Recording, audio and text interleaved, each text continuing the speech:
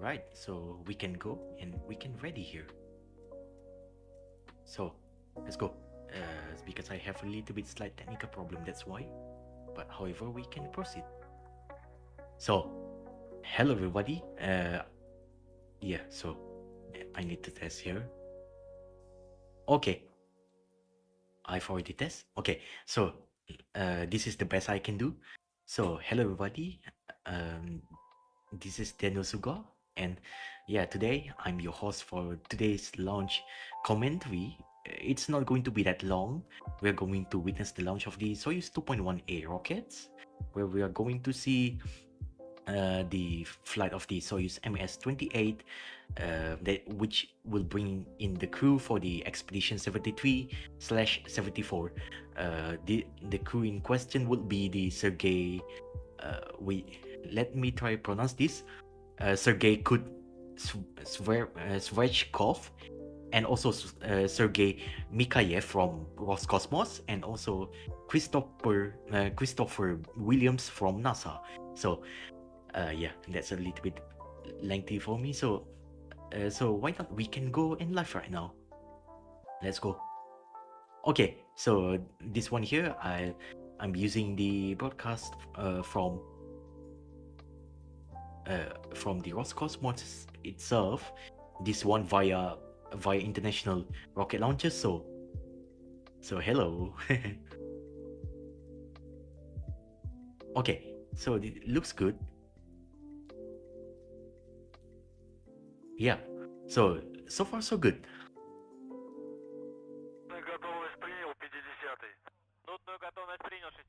Okay, so here you go. The crew inside there looks pretty alright.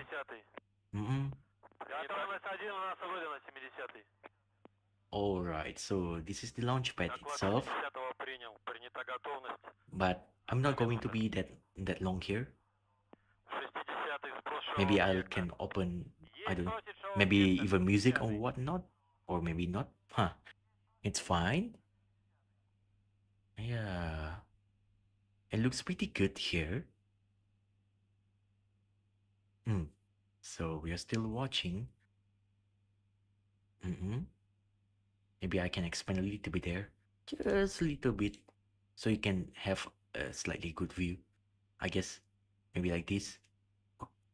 Oh, I do. This is the best I can do without sacrificing anything. Let me see. Like this, yeah. Alright. Alright. So maybe I'll just open the music here. While we're still waiting for the launches. So yeah. Alright. So we are waiting for the final sequence here for this launch. Okay. We're still waiting. Okay, and now at T-minus... Okay, right now at T-minus 6 minutes and counting, all the spacecraft and also the rockets itself should be ready. And I need to remind you that the whole rocket itself, this one fully the propellant itself is the Carolox, the liquid oxygen as the oxidizer, and also super refined kerosene. I believe the RP-1 their own synthesis as the fuel itself, because you really want to know why they specifically have to choose the super refined kerosene, because of course it can be as little contaminated as possible, little amount of metal contamination, also little problem with that. So that's why they have to choose that, because otherwise, if they don't and they still maintain to go with whatever they can, it can be a little bit problematic here and there. So that's why, yeah. All right, maybe I can try here. Should be good. Okay. So here again, we are looking, prepare for the flight, and what's on. And of course, as usual, this Soyuz rocket is pretty much having a lot of clustering of small rocket engines here and there, including the vernier rocket engine. So to steer the rocket for the roll, pitch, and yaw program. So that's why it's very important. Okay. And also, I need to remind you, if you see my avatar looks slightly weird there, that one is particularly my laptop's problem, unable to boost a little bit of good clock here and there. And also, the CPU is almost hammered down to 100%, so that's why. Not much else can be done here. But this is the best I can do in the meantime. And right now at T-minus 3 minutes and 37 minutes, 37 seconds and counting. Okay, and it looks pretty good there. Alright. So we are still standing by for the launches. And of course, you're looking at the direct feed of the Roscosmos itself. This one is this inside of the Soyuz spacecraft itself. If I remember, the Soyuz man spacecraft, if I remember, this one is the newer iteration. Okay, T-minus 3 minutes and counting. Okay, as we are still standing by for the launches. And you can see this is the launch pad here in the Baikonur Cosmodrome. Okay. And also while we are still talking, I can also give you a little bit slightly information there. Obviously, on every rocket launches for this main space flight, of course it's going to have something. How do I say? The launch escape system will be available for the crew, for the spacecraft to actually separate from the rocket in case anything happens, badly happens. They can escape it. But even after the launch escape system already detach itself, especially after it passes through some layers of atmosphere, technically the crew still can get out from the spacecraft, from the failing rocket itself, in case it happens, by the point of the detachment and what's on. To refer for that, you don't really have to go that far. Just watch the Soyuz MS-10 mission. That one is actually the failed mission. Even without launch escape system, it successfully detached itself from the failing rockets, and yeah, the missions looks good. If I remember, one of the reasons is that because the liquid oxygen piping, if I remember correctly, it didn't shut down properly on one of the boosters, and that causes it to actually impacting the boosters, while most of it detached, but that other one, it literally just collide on the first stage itself. So that's why the mission failed. But otherwise, it was successful on the Soyuz MS-11 stuff. Okay, and you can see the launch gantry has already been retracted there, and I've already stopped the music. Okay, and T-minus 30 seconds. Okay, and as you can see, already all subsystem gantry also already released and getting ready. Ignition. Okay, this is like pre-start burn, and after that, full thrust, 100%. Okay, here we go, and we have ignition and retract of the launch clamp and liftoff from the Baikonur Cosmodrome, site 31/6. We have liftoff. Here we go on this flight. All right. And here we go, it's going upward and looking pretty beautiful. All right. So it's going up and still going up pretty nice. Okay, and by now, should have already going subsonic, and at this point the rocket engines itself are already throttled down to 60% to prepare for the to the sonic, the sound supersonic sound barrier breaking point, and also after that max Q. Okay, and by this point should be uh, sound break barrier breaking there, and also max Q. Okay, and looks like already passed the max Q, maximum aerodynamic pressure fully exerted on the launch vehicle itself. Okay, and as the rocket velocity is increasing at certain layer of the atmosphere, some thickness level of it, eventually it's going to collide so much that it creates big amount stress of the launch vehicle itself, the rocket itself. Okay, and getting ready for the launch escape system separation, we might see the escape tower separation here, being shown here. Getting ready. 4, 3, 2, 1. LES should have already separated. And yeah, looks like should have already separated. Oh no. And it turns out first stage already separated too. And also launch escape system also separated at the almost simultaneously. So you can see the flight itself. Alright. So here we go. At the plus 2 minutes and 30 seconds into the flight and counting. And the rocket velocity itself. Okay, and the payload and the firing jet has already jettisoned to protect it uh, from the atmospheric and also acoustic external factor there.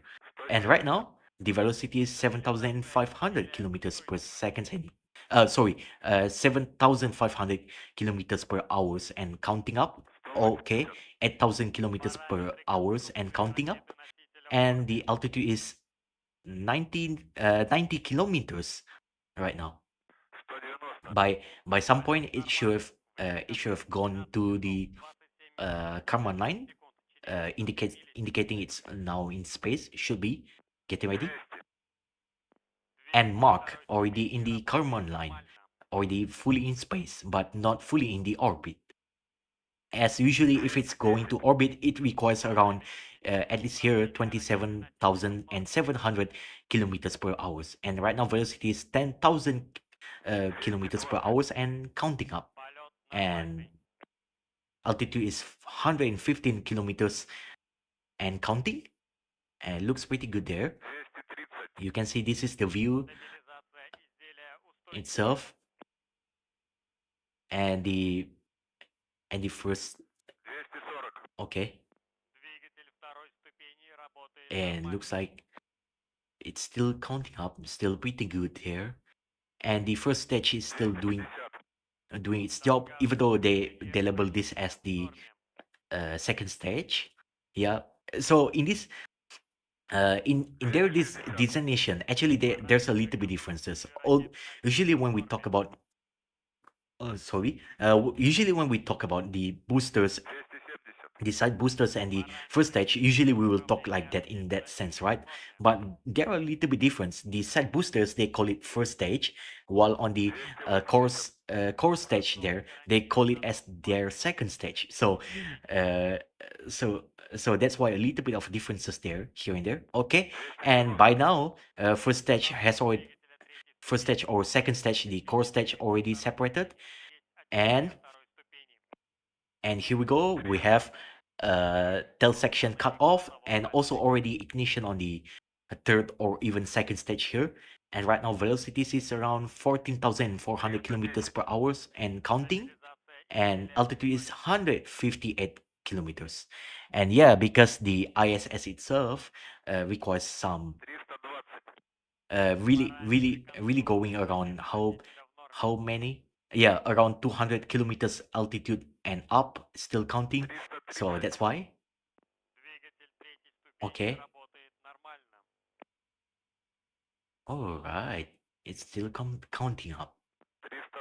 Okay, so you can see this is the view from the top and still going up there. Yeah.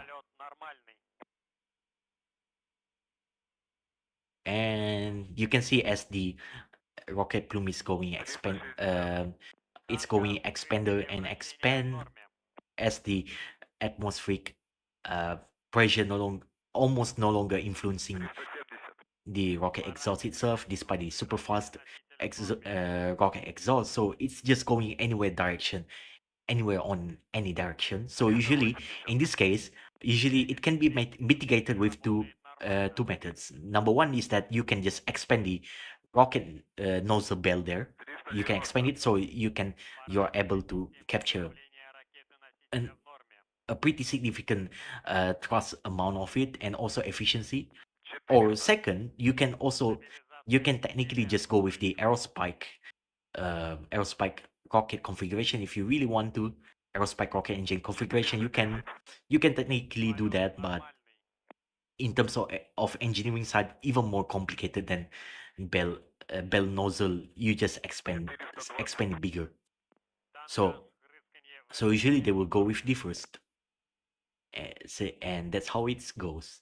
And right now, the velocity is 20,000 kilometers per hour and counting, and altitude is 190 kilometers and counting. So you can see this is the view of the Earth itself. Yeah. So you can see. And yeah, this from what I'm going to tell you is that this stream is a little bit slightly shorter because or maybe kind of short because because I do have a little bit of technical problem earlier on, but it is what it is. This is a uh pretty underpowered laptop, so as far as I can tell. And hopefully I have a little bit of fun to actually upgrade my laptop to much better one. Okay, and this is it. And then less than 10 minutes into the flight, we shall see we shall see the Soyuz spacecraft finally separated from the rocket after the upper stage cut off. It's still going really well and still really good. Okay, and by now already slowed down a little bit, just for precision stuff. This one, if I remember, should already throttle down to 60 or maybe 40%, depending on the capability. Okay, and getting ready should be precise by now. Okay, 27,700 kilometers per hours and shut down at altitude 200 kilometers. And right now, Soyuz spacecraft has already separated, and the crew itself is success right now on the way to the International Space Station. And as you can see, every time uh, after after successfully okay, and you can see the solar deployment has already been much confirmed, and looks like it's going pretty good. And you can see from earlier on, usually after every time after the rocket's engine itself already finally shut down on the upper stage, usually it will initiate the propellant dumping just to ensure the safetiness um, of the upper stage booster. Usually after it re-enters, and also to ensure it's not going to be a huge hazard if it re-enter at some point. Not really that long, possibly maybe few days or maybe a bit few weeks. After that, it will re-enter back to Earth.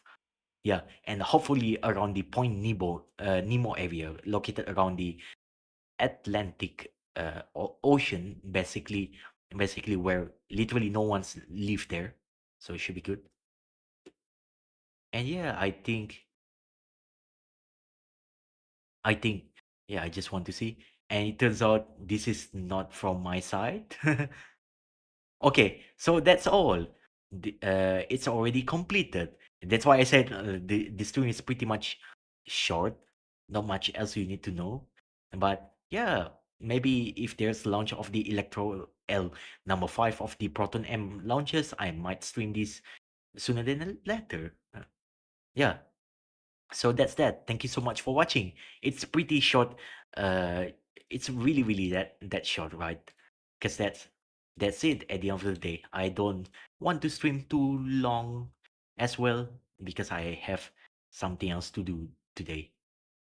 So yeah. Oh, and looks like there's also Transporter 15 already. Uh, if you can see here. Okay, Transporter 15 mission. That one, it's going to be in my local time would be start Saturday to 18 a.m. But unfortunately, I'm not going to stream around that time because I rather just just wanna go rest just so I can go to church. So I'm not be able to stream Transporter 15 unfortunately. So that's that. But for the Vega C launches of the Comsat 7, for the Comsat 7, I can try do that. This is no problem.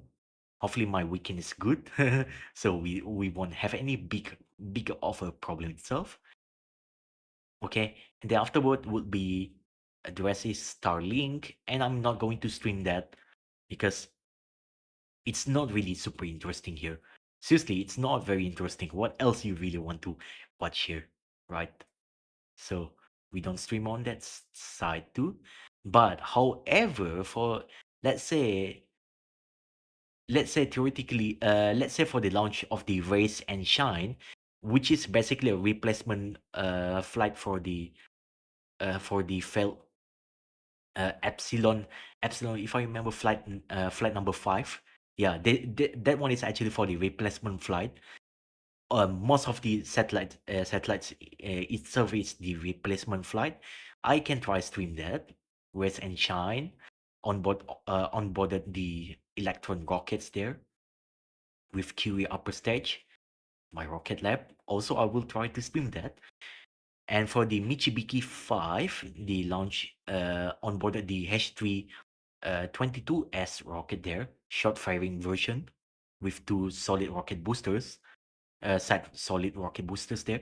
I can try stream that. Never stream this type of variant, but I do stream the H3 24W, the white version, already streamed it before for the HTV X1 mission, so that's pretty good. I can try stream that because this one is actually on how do I say? This one is actually on weekend around Sunday, so I can try stream that. And yeah, and the rest of it. Also, there is another stream, STP-S30. Okay, this one this one is actually for this one is a military satellite. So obviously, we are not going to see any longer than possibly the first stage launch. After that, usually it's going to cut off, and that's that. On 8 December, around Monday, 8 December 2025. Oh, but this one should be the at least for the orbital launches, this one would consider as the inaugural flight, inaugural orbital Electron rocket launches from Wallops Flight Facility, aka also known with the name Mars. Mars actually stands for Mid-Atlantic Regional Spaceport. So we are going to try stream that because that one is a little bit special, at least for me. Okay, and I forgot to open the music. Wow, what am I doing with my life?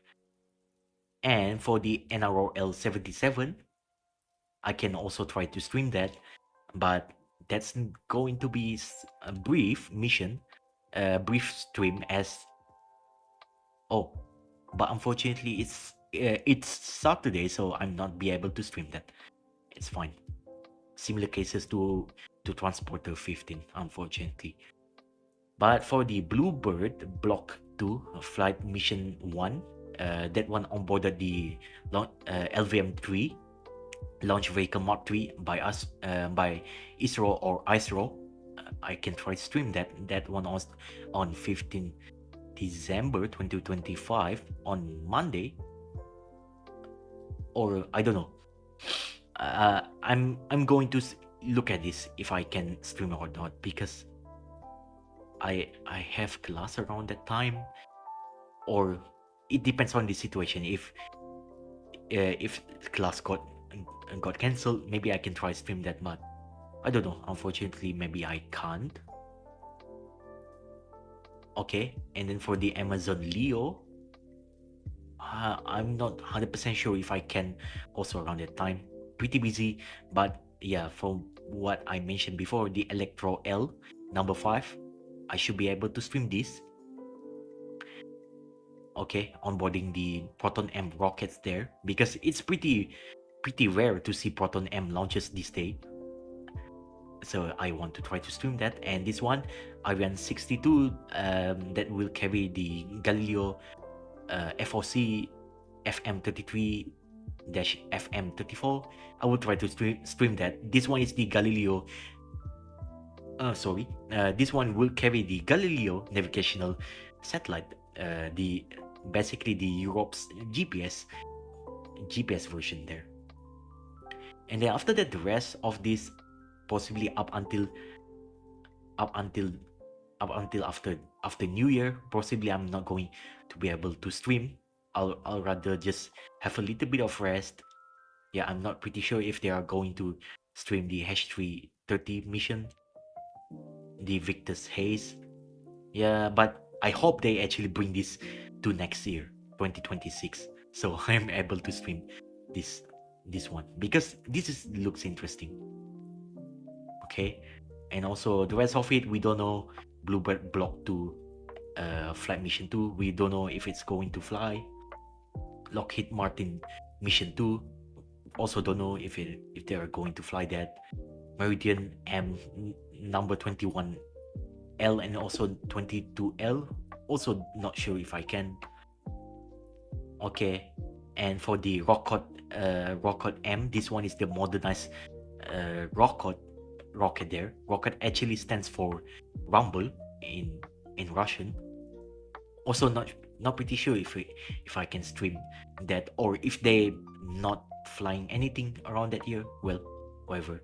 Also not pretty sure the rest of it. This one, if they don't have any plan for December, probably they will bring this on.